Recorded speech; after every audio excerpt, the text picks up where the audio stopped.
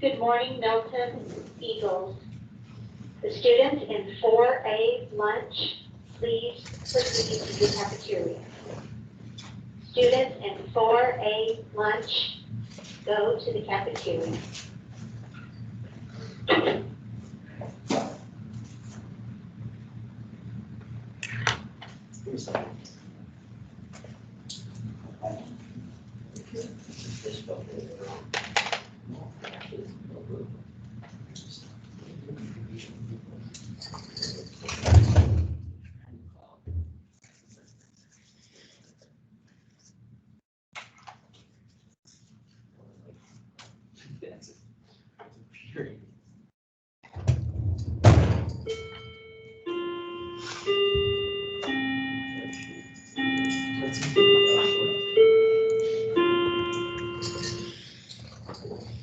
All right, good morning, everyone.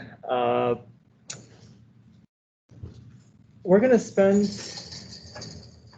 time today just kind of going over the different reviews for the test. So we'll start with test review 2. You guys can have that out.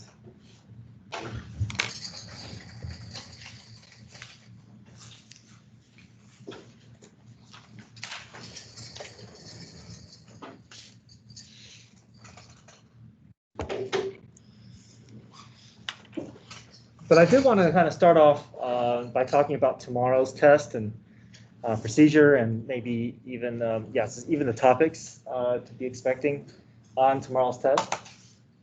So I created this review sheet that I sent to you over the weekend in the text remind, and the link for this is also on today's link, but it's under morning review for Monday morning. So let me kind of go through each of the topics and then see if you guys have any questions.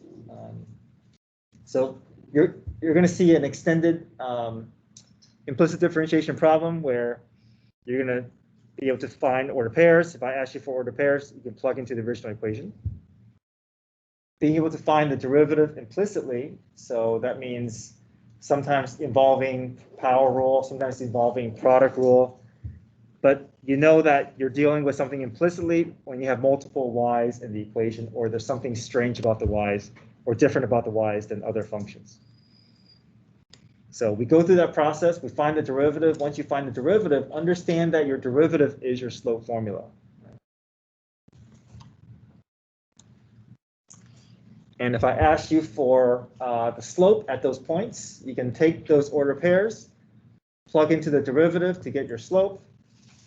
And once you have your slope, then you can use that to help find any tangent line equations, such as in point slope form.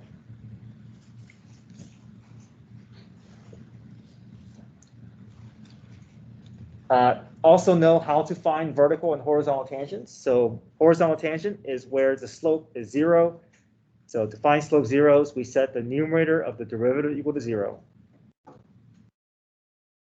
To find where slope is undefined, we set the denominator of the derivative equal to 0.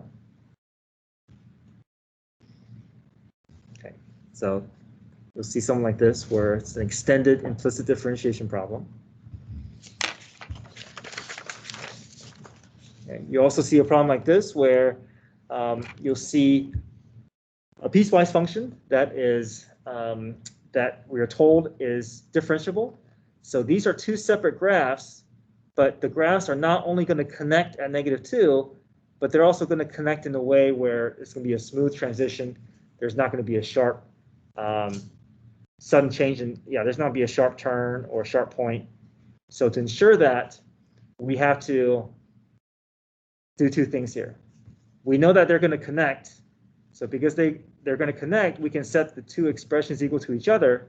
We can set the equations equal to each other.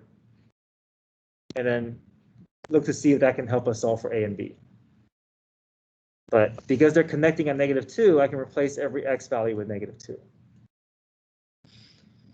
The fact that they're differentiable means that it's a smooth curve. That means these two graphs, they're not only going to connect, but they're going to have to share the same slope at -2. So because they have to share the same slope, we can set their derivatives equal to each other as well. So we find the derivatives, we set them equal to each other, and then we use both equations to solve for A and B.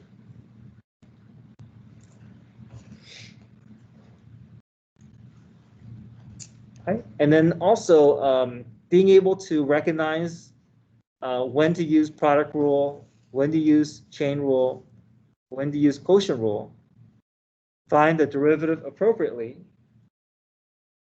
and then use the graph to help pull information about order pair or slope. So I think, yeah, we'll have time to do one of these examples as well.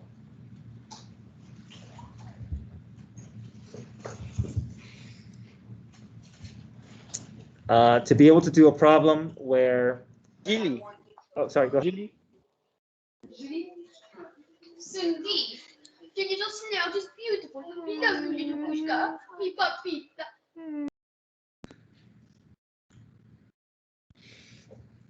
Okay, number 4, to be able to do a problem where you have to involve multiple rules here.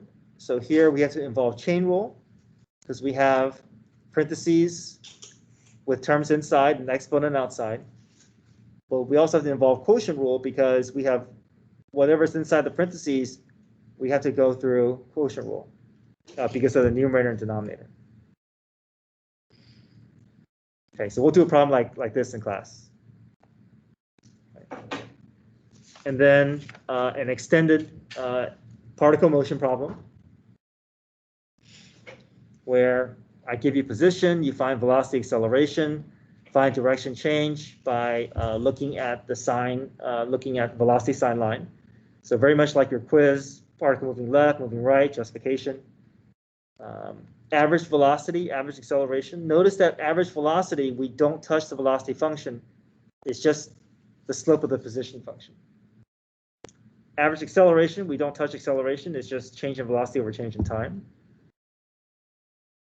And we'll do a displacement and distance problem.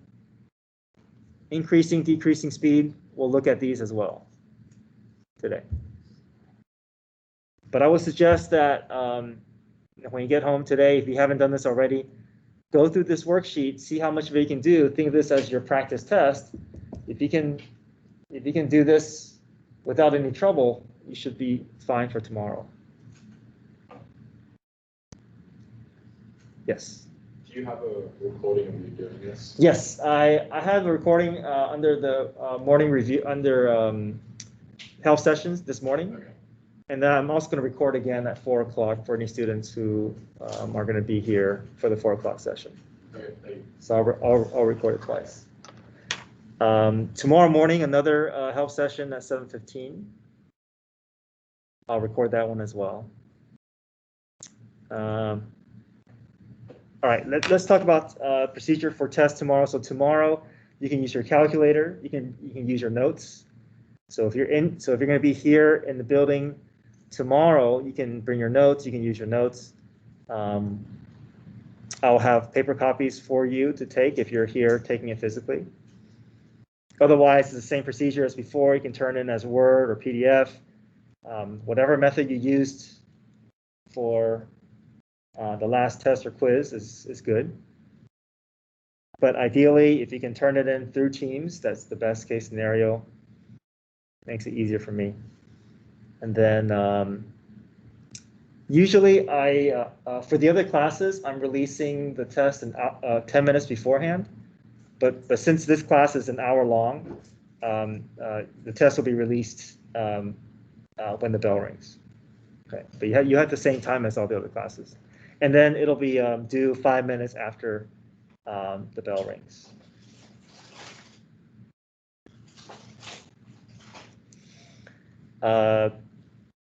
If you're online tomorrow and if you're having any trouble with your network or something's not showing up, let me know immediately so that if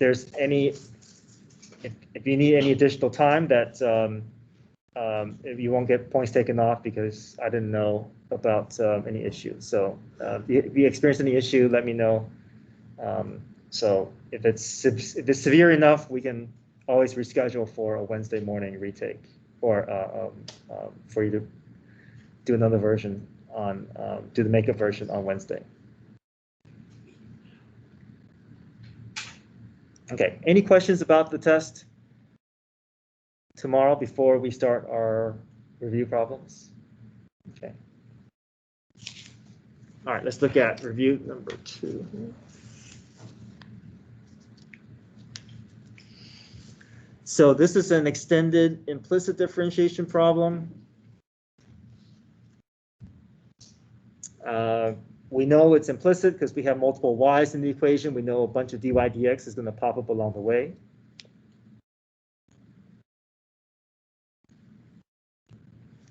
But look at the setup of this problem. There's also something else going on that we have to use.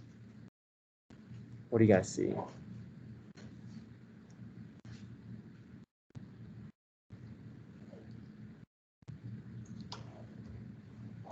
Yeah, there's that product rule, right? That x squared times y.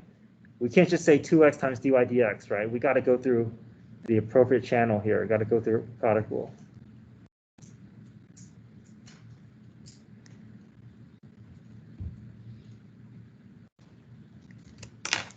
So I'll set this up here. This is my f.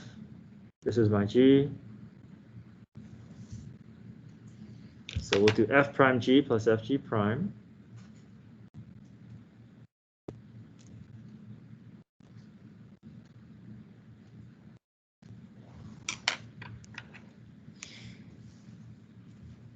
All right, let's do the f prime first. What's the f prime going to be?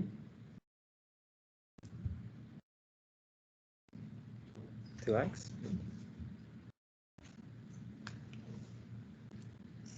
G function. And it's just the y, right? Just bring that down. Back to f.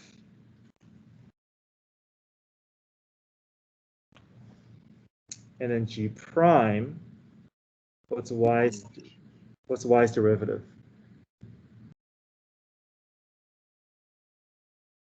One. Yeah. But we also need to include what? dy dx. Yeah, dy dx. So all this is to find the derivative of this first expression. All right, we keep going. Y squared becomes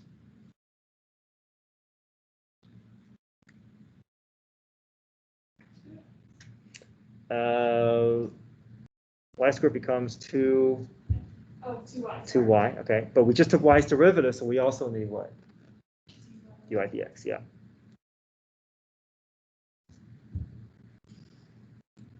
Equals just 2, right?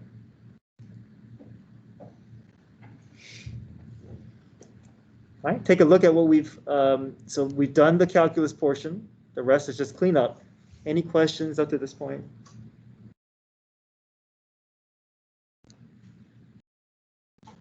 A student mistake I've seen in the past is some students want to put a dy dx here. Okay, why do we not put dy dx next to this y? You're not taking the derivative of the y. There's no derivative. We don't include dy dx. All right. So g is just asking for the original g. It's not asking for g prime. So there's no, even though there's y involved, there's no derivative involved. Okay. So let's rearrange some terms. Get the dy dx on the left. So I can factor that out.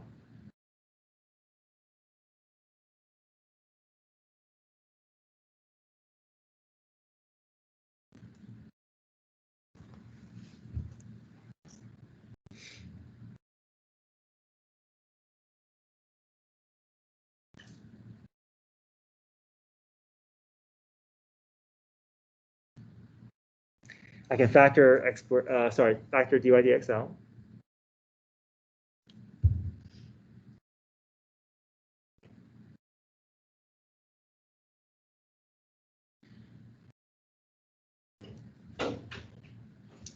And now we just divide the parentheses over. Right?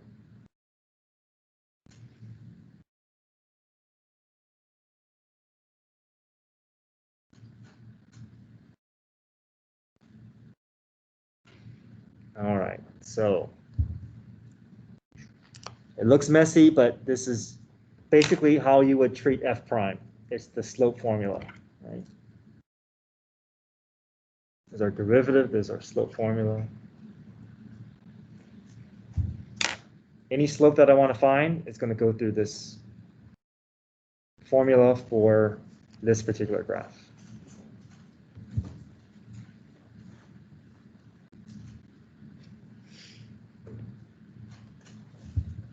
Mr. Yeah. Mr. I'm a little confused about like when it went from Here to where here. it's like where it's xy, where you combine xy, like 2xy. Mm-hmm. That's just like that doesn't have anything to do with the like. Never mind. I guess I see it. Yeah, the 2xy, I can just put I put a times there, but really I can just make that 2xy, and I can just move it over to the right side. Okay, but that was just kind of like combining everything. Yeah, so from here to here, I'm just trying to rearrange it so that I can get my dy dx just to be on the left side, so I can factor it out, so I can divide it over. Okay. Okay. Okay, thank you. Careful that we don't go past this point, right? Sometimes you may be tempted to want to try to cancel things out, right? But this is attached to a minus and plus here, so we can't just start taking things out, especially if those terms are attached to a minus or plus. So this is as far as we can go in terms of reducing.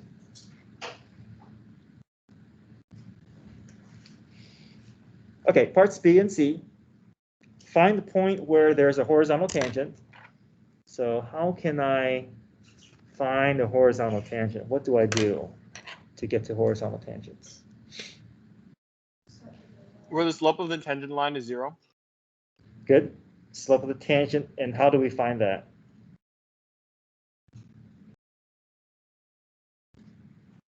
So Emily said it right. Yeah, you set the numerator of the derivative equal to 0, right? Good.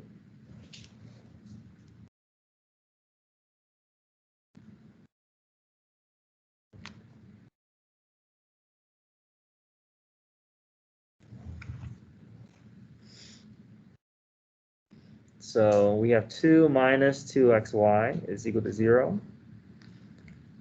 And because there are two variables here, solving for one variable is not going to get you to a numeric answer. You have to solve for either x or y and then substitute it into this equation and then solve for and then get that numeric answer. But I'm not going to ask you to go that far if there's two variables. If there's only two variables, you can leave your answer like this, or you can show your work up to this point. But let's say it was only one variable. If it was only 2 minus 2x equal to 0, then I would ask you to solve for x.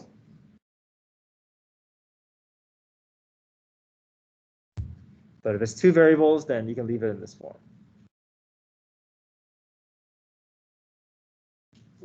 Mr. Yang, Yes. why do you set the numerator equal to 0? Because the numerator equal to 0 is going to tell us where the slope of this graph is going to be a horizontal tangent.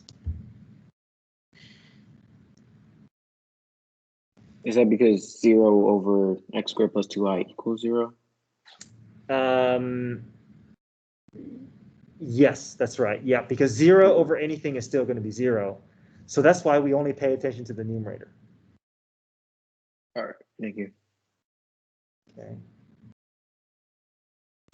But now, where do we look if we're trying to find a vertical tangent where the slope is undefined?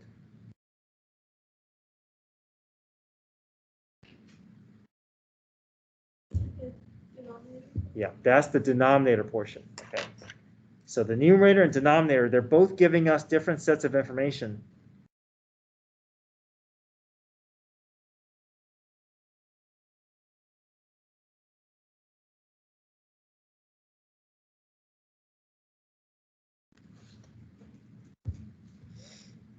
So again, there's two variables here, so you can leave it in this form.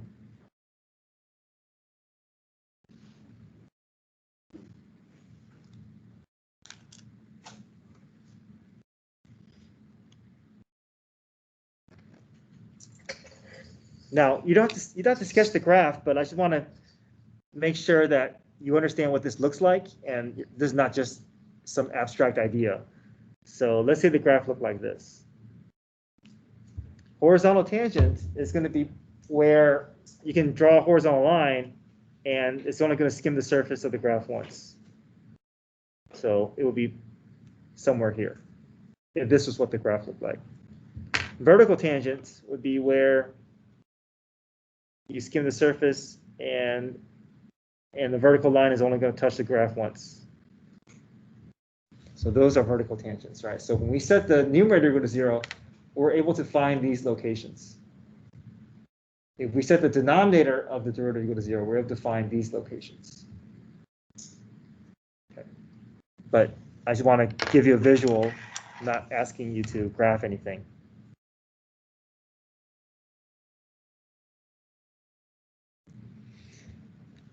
Okay. Number 2 is asking, you see that notation there? That means find the second derivative. But this is not going to be on the test, so let's skip this here. But instead, let's do an extension for number 1. Let's do a part D here.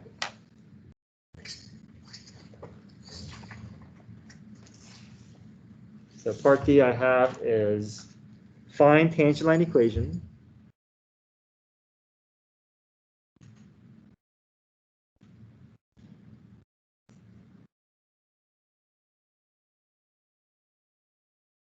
At order pair 2, 1. Now this order pair doesn't quite sit on the graph, but I just want to go through that procedure, make sure that we know what to do if I were to give you, if I were to ask you a tangent line equation. Okay, so what information do we need to create our tangent line equation?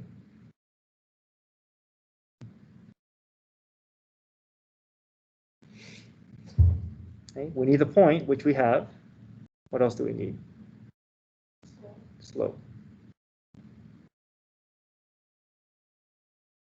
And do we have information to help us find the slope?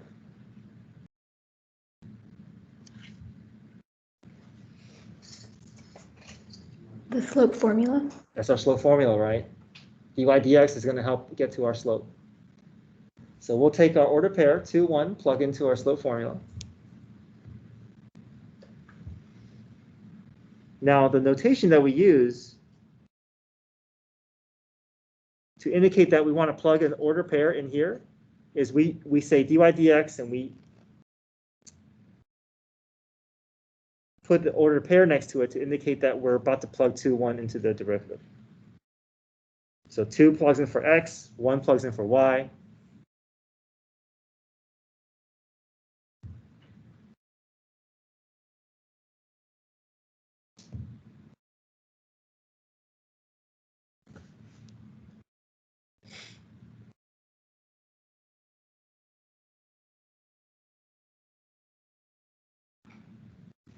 Okay, clean this up. 2 minus 4 is -2. 2 squared plus 2 is 6. All right, we have our slope now.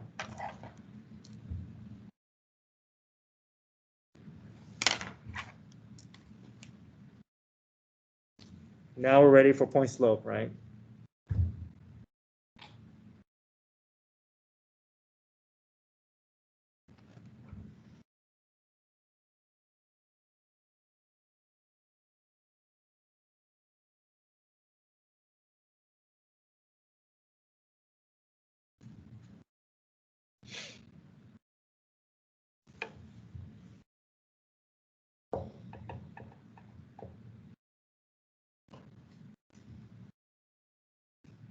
Okay, any questions?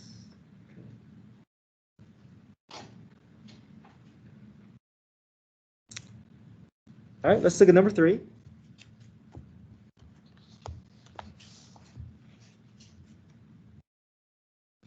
So number 3 is one where you have to involve multiple rules, right? There's chain rule here, there's quotient rule here.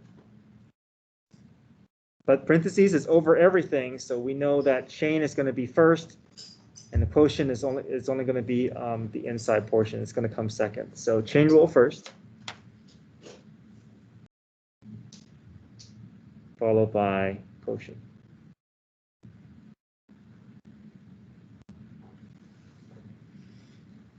So chain rule, we have to do outside versus inside, right? So outside is the parentheses cubed. The inside is the 3x plus 1. And that's where we have to involve that quotient rule.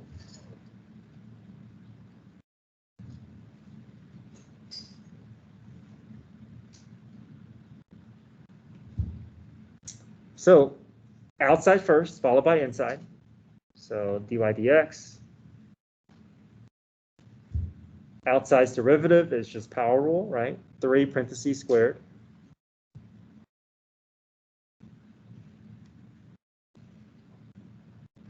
Times the inside's derivative. So we got to use quotient rule. So I got the f portion, got the g portion here.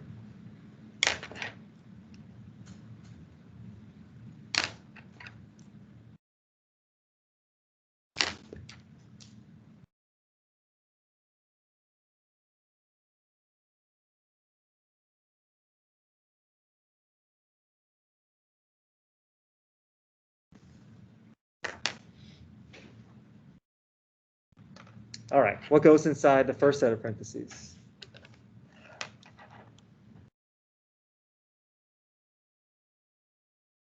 The original, right? No changes there.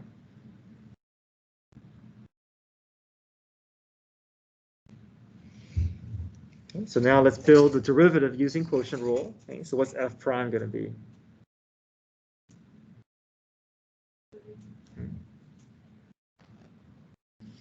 The g portion here.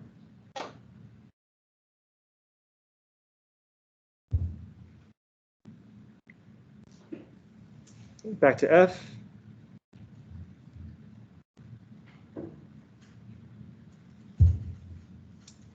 Okay, what's g prime going to be?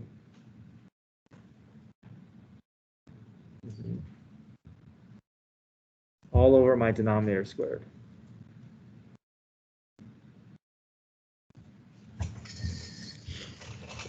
So if you get to this point, you've earned the majority of your credit here, but I'm going to ask you to clean up a bit more.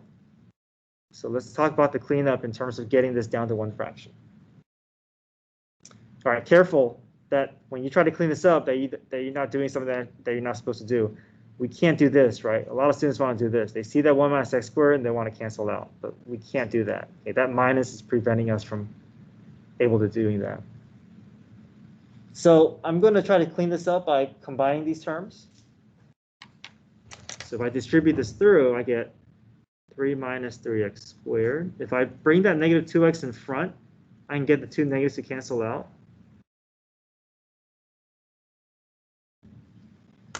So if I distribute this even further, I get 3 minus .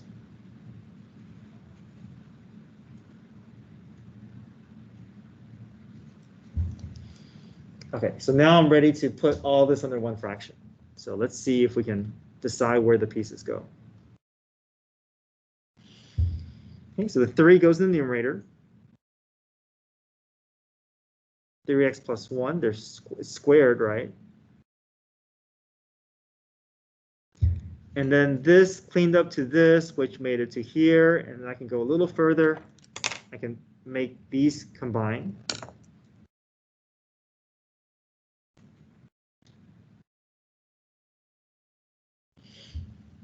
And now the denominator, we got to push these together, right? So how many 1 minus x squared do we have?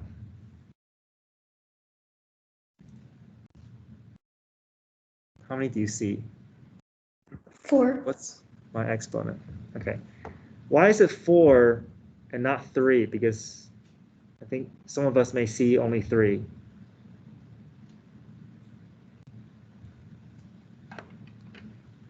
Both of the 1 minus x squareds are squared. Yeah, I think it's easy to miss this exponent, right? We look at that exponent, we think it's only applying to the top, but that exponent is also seeing the bottom. So when you add these together, sometimes if you don't see this part, you may see 2 and 1, you may make that 3. But there's 2 here, there's also 2 here as well. 2 plus 2 is 4. So careful with that. Yeah, that exponent it's far away enough from this where sometimes we don't see it.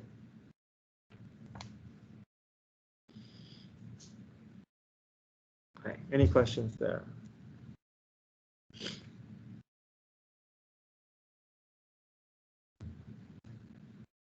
Okay, let's jump back to worksheet test review number 1.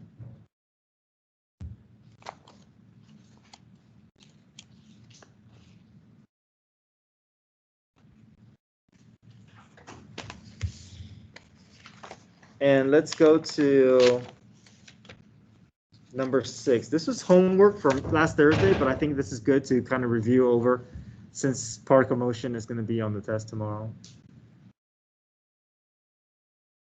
So this is test review number 1. We did average rate of change, instantaneous rate of change, but then number 6 was the homework. I'll go over this again with you.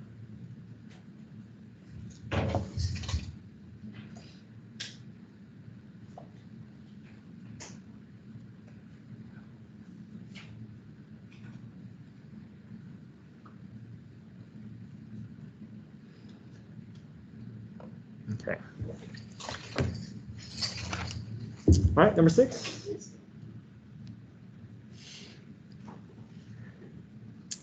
A particle moves along a straight line according to the equation. T is greater than or equal to 0. Find when the particle is moving to the left. So there's quite a few things we need to do before we can even answer this question. We have to first find the velocity function. We have to set the velocity equal to 0 because we need to know when the particle is motionless. Then we create a sign line, and then we populate the sign line, and then we test the intervals. So let's find the velocity function first.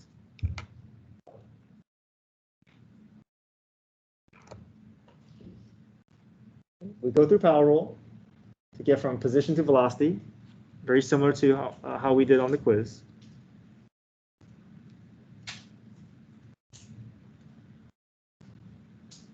The 3 comes down, cancels out with this 3. We're left with 2t squared minus 4t.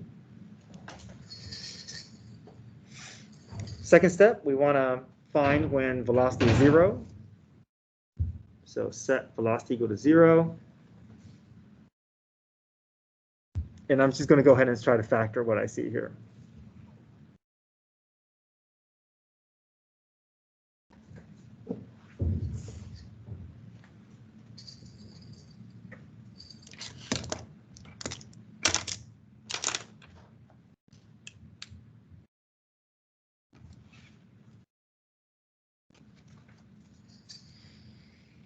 I saw for t, I get 0 and 2.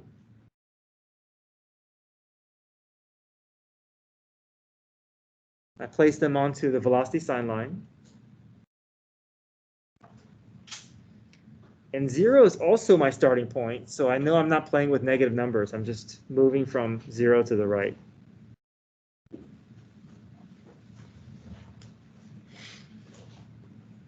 Okay. Choose values in each interval to plug into the velocity function. Here I can choose 1. Here I can choose 3.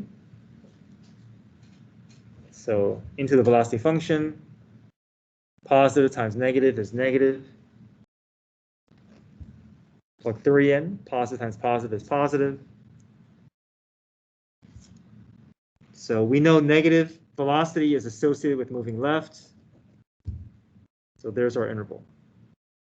Sometimes we have to be careful with zeros because if 0 is not a critical value, it could be already moving. But if I plug 0 into the velocity, I'm going to get 0. So no movement at 0. My interval is just from 0 to 2.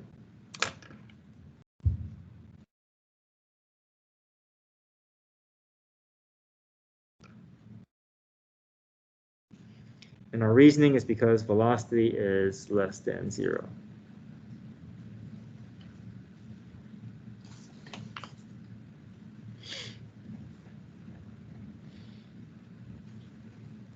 Okay, any questions so far? Wouldn't we put a bracket at 0 because it's touching it? It is touching, but what is the velocity at 0?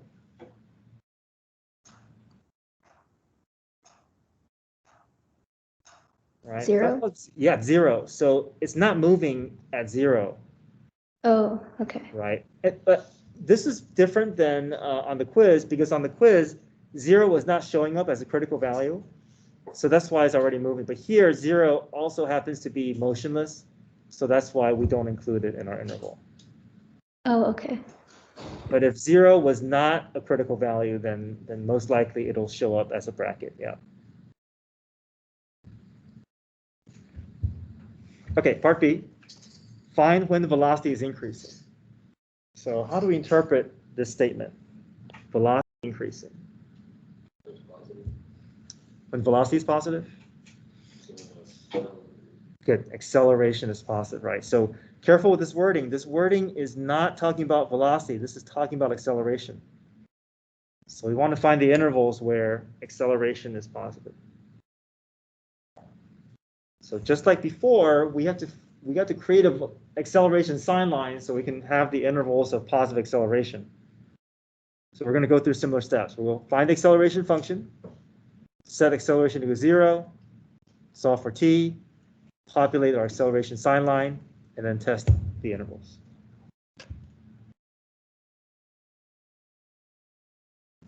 Okay, so acceleration, we go through power rule to get from velocity to acceleration.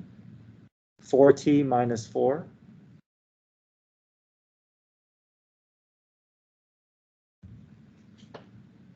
Set equal to 0. I can factor out that 4. Solve for t. And here's my acceleration sign line.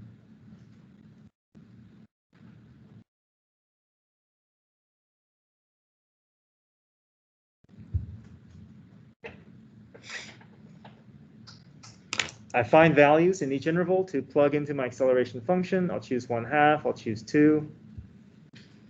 1/2 in for t, I'll get a negative. 2 in for t, I'll get a positive. So positive acceleration is going to be in this interval here, right, from 1 to infinity.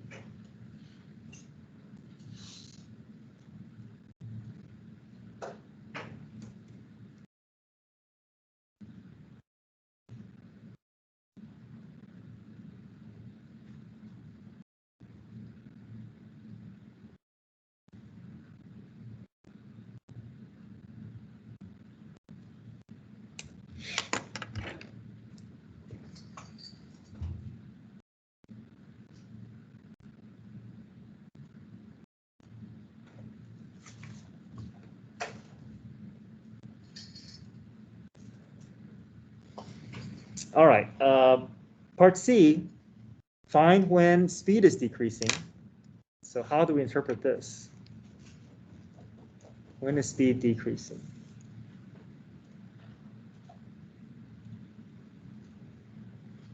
Or what do we look at to determine decreasing speed? Like the change in sign. So Can you word it a different way? Change in signs. like for example, the object is moving at time equals 0. It's slowing down until it reaches time equals 1. Okay. So what's a clean way for us to know what to do here? Is it acceleration and velocity have different signs? Yeah, we just look at the signs for velocity and acceleration. Okay, if one is positive and the other is negative, then we know that's when speed is decreasing. Okay. So we want opposite signs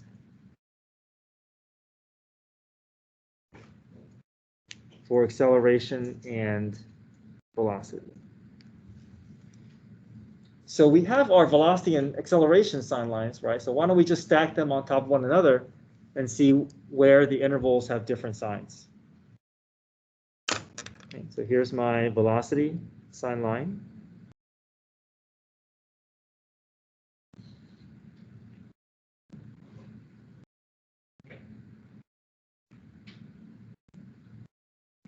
Here's my acceleration sign line.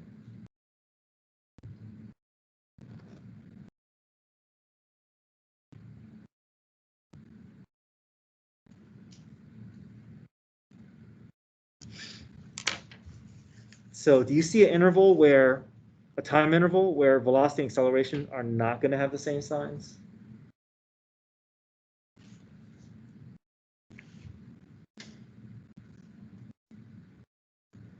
Where one is No. positive and the other is negative?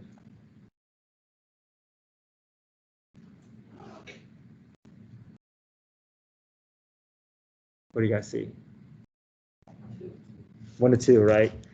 So if I look at this interval here from 1 to 2, they both start off as negative, but then from 1 to 2, my acceleration is positive, my velocity is negative, so there's that interval where I'm going to get opposite signs. But then from 2 on, they're back to the same signs. So 1 and 2.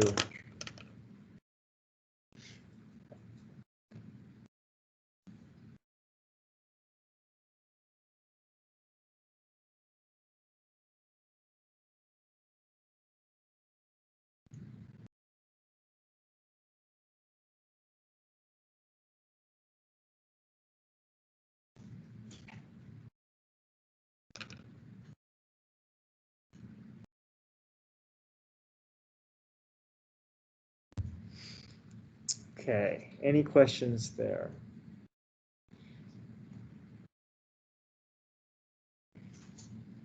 All right, let's look at, let's skip D here and let's go to E and F. Displacement and distance.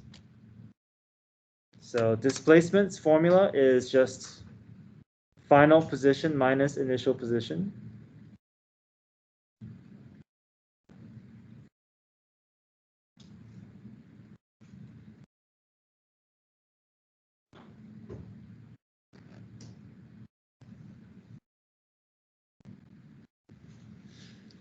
So our position function is represented by S sub t. So we just plug 3 and 0 into our position function, and we just do S sub 3 minus S sub 0.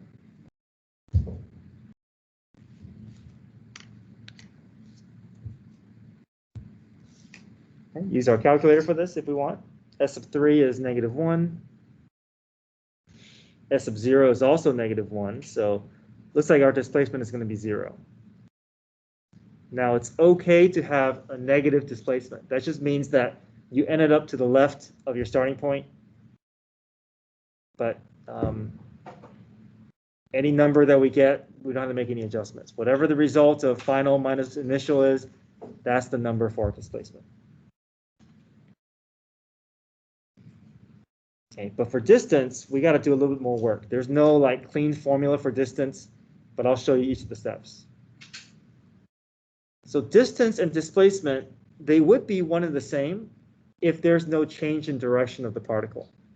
But as soon as the particle changes direction, we have to understand that our distance is going to be a larger value than your displacement.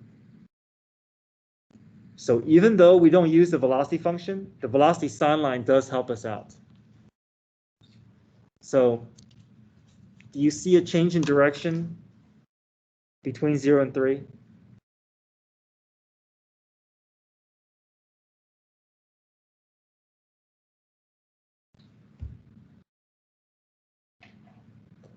Or does the particle change direction between 0 and 3?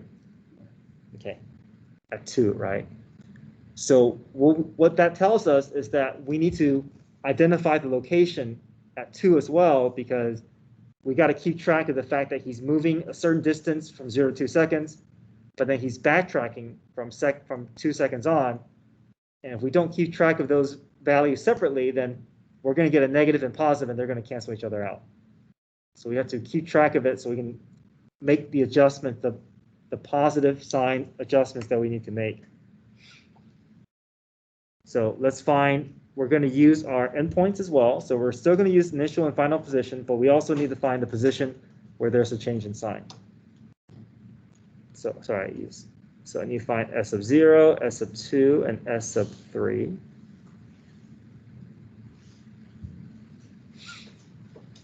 Okay, so we plug 0 into the original equation, we get -1. S sub 3 is also -1, but S sub 2, if you enter in the calculator, you get -11/3.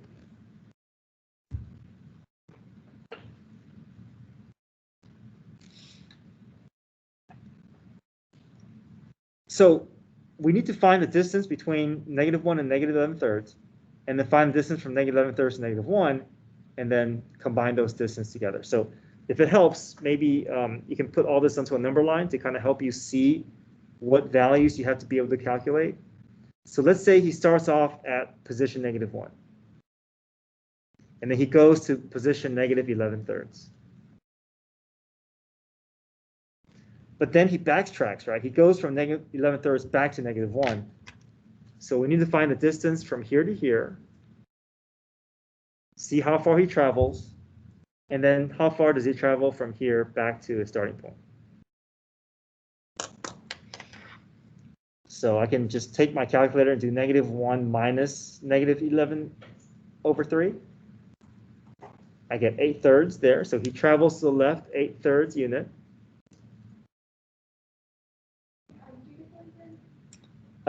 This 8/3? Yes.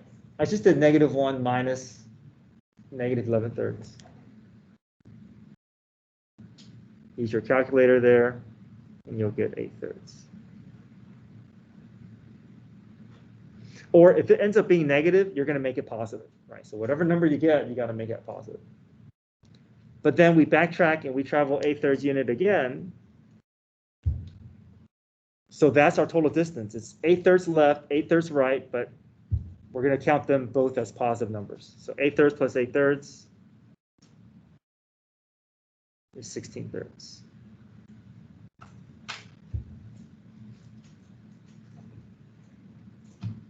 So notice how displacement is 0 because we start and end at the same point. But then in actuality, distance gives a better picture of what's actually going on, right? He's going a lot further than what the displacement is showing you. He's traveling backwards and forwards in that time interval. But displacement is only showing you the net gain between the starting and ending point.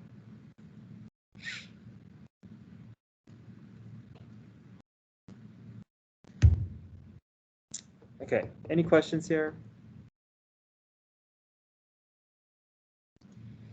Okay, there's one last thing I want to do, and that is if you go to the miscellaneous review packet,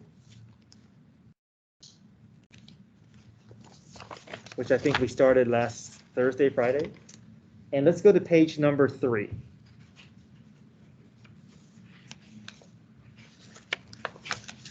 So miscellaneous packet, page 3, number 115.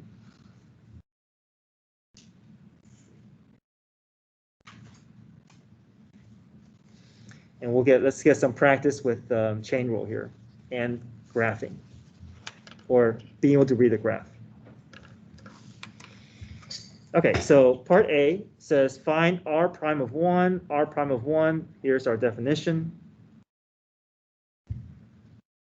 To find r prime of 1, I first have to find r prime of x.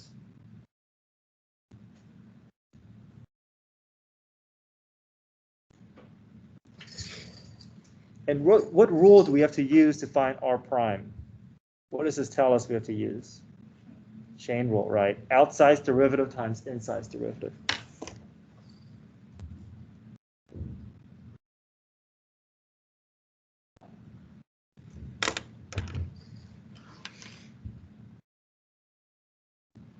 So outside's derivative is f prime of g of x times the inside's derivative, so times g prime.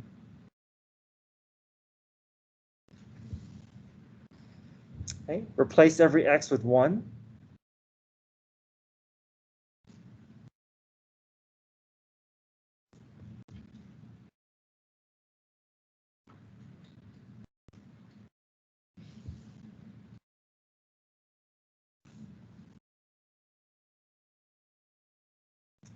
Now this looks like a complex expression, so let's break this into easier portions, right? Even though it's hard to know what f prime of g of 1 is, why don't we do one piece at a time? We can figure out what g of 1 is, right? That's the easier path to go. So g of 1 is just asking for the y value of the g graph. So g of 1, let's see, g of 1 is over here. Okay. So what can I replace g of 1 with?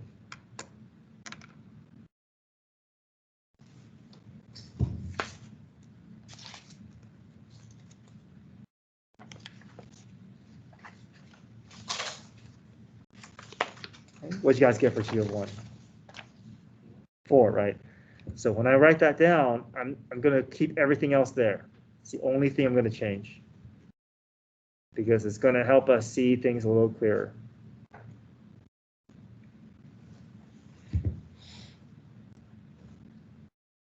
Okay, so now all I need to do is to find f prime of 4 and g prime of 1, right? This becomes a lot easier to interpret. So this is asking for the slope of the f graph at 4.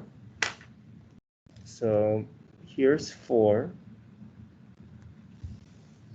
Doesn't land on a nice point, but as long as we can identify 2 points on this line, we can do slope, we can do rise over 1.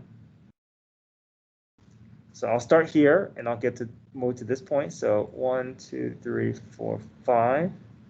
1, 2, 3, 4. So 5 over 4 is the slope I get there.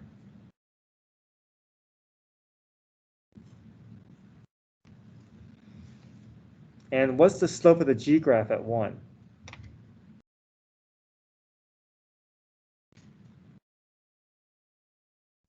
0, right? So anything times 0 is 0.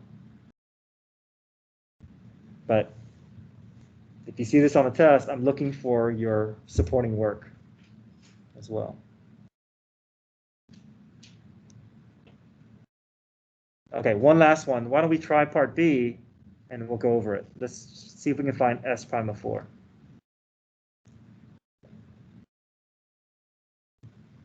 Okay, look at how s is defined here. A little differently, right? Okay, so try that.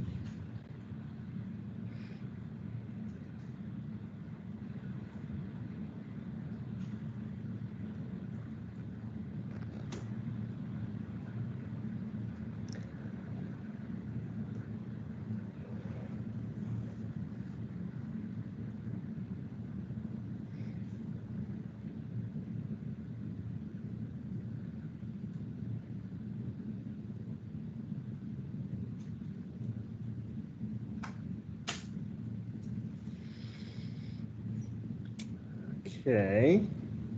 Does anybody have an answer for part B?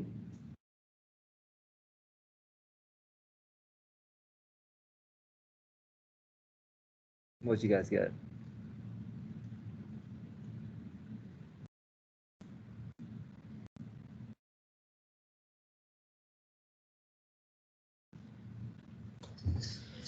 Okay, anybody get 5 over 8? Okay, all right, let's go over this. So first thing, I had to make some adjustment, right? It's still chain rule, but now G is the outside portion.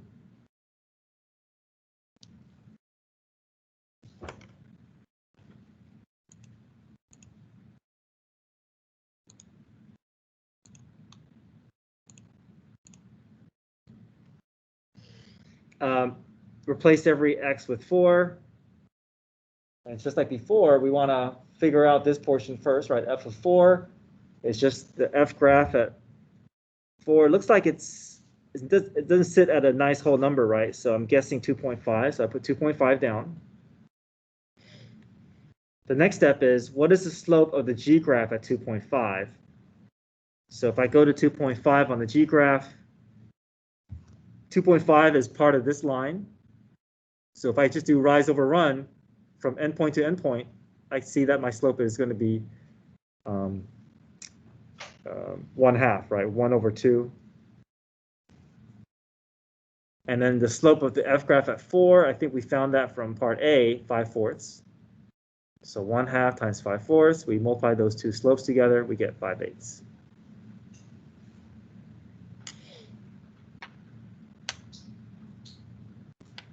All right, any questions there? Yes.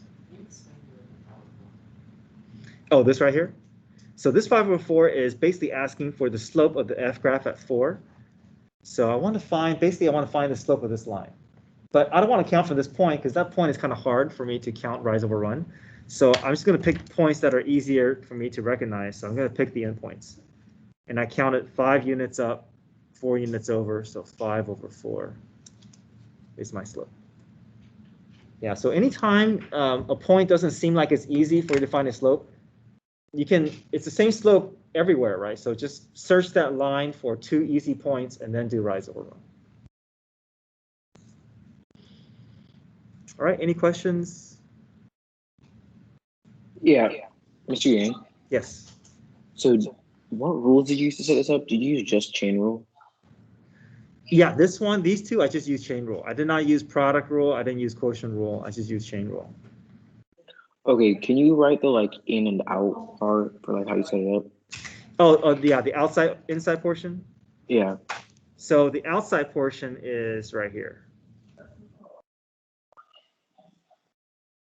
And the inside portion is here. So yeah, so the outside portion is G parentheses, and the inside is f of x. But these are function notations, so we don't do power rule. We just indicate the derivative. So G is just G prime, keep the inside, and f is just f prime. So we still do outside inside, but we don't do power rule because these are not expressions, these are function notation. Okay. All right, thank you. Okay. All right, any other questions?